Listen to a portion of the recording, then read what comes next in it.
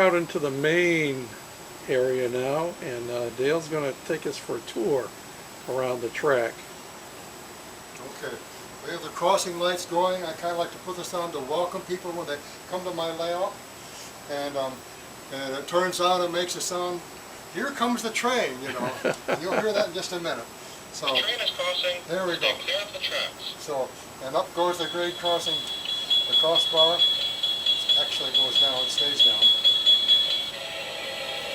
But let's put that off. We don't need to have that. So, and but I wanted to show you this because a minute ago we showed you the tunnel where it goes under the step. This is where it comes out of the step. Okay. And what I have done here is that I've created a box the train can come through in, and it provides access to any problems that have occurred there, which does happen from time to time. Yeah. And you can see the wires connecting the power supply, so I can run both yard and main line depending on which power pack I'm using.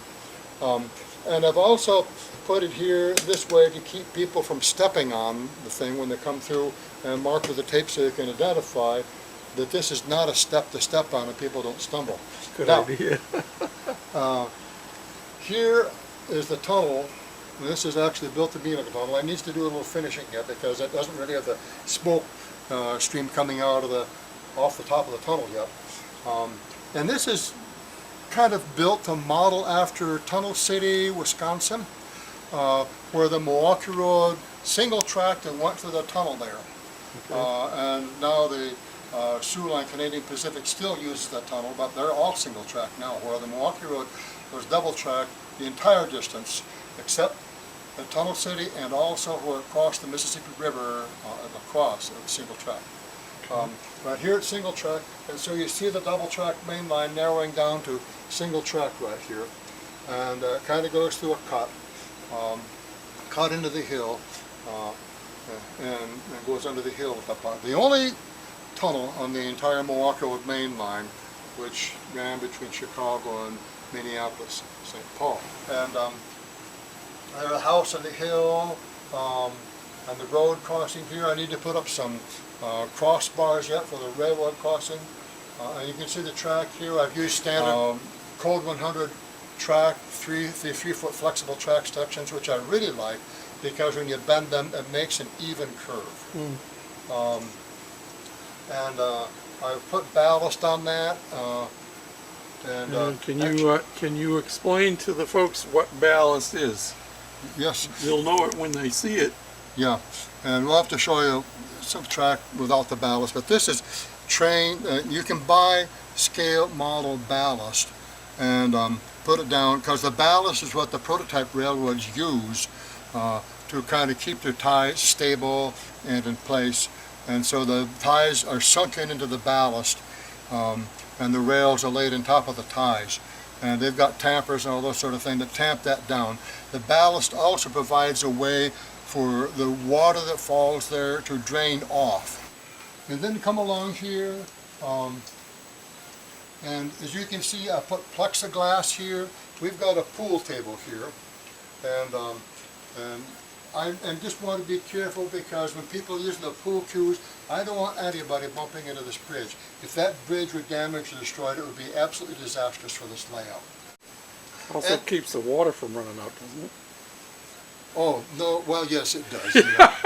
But, you know, hey, this is hard water, though. You know? I put a boat in there with a fisherman, okay, and poured it around that, so he really looks like he's stabilized right there in the water. Yeah. And I want you to call your attention to the fact that the boat is not under the bridge.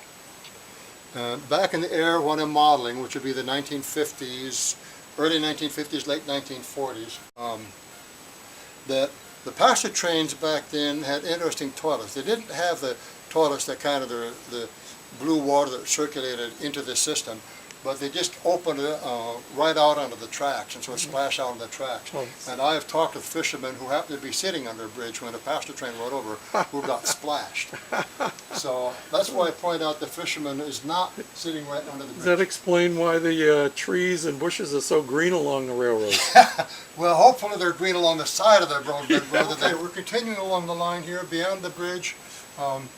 And I tried to put up some scenery along the line because I like to have some areas where there's cuts in the railroad. You know, you see those things, and so I produced this what really amounts to a cut in my main line here, Yep. and you can see the where they've actually cut through the rock and the dirt, that sort of thing, and lined the bushes along the side.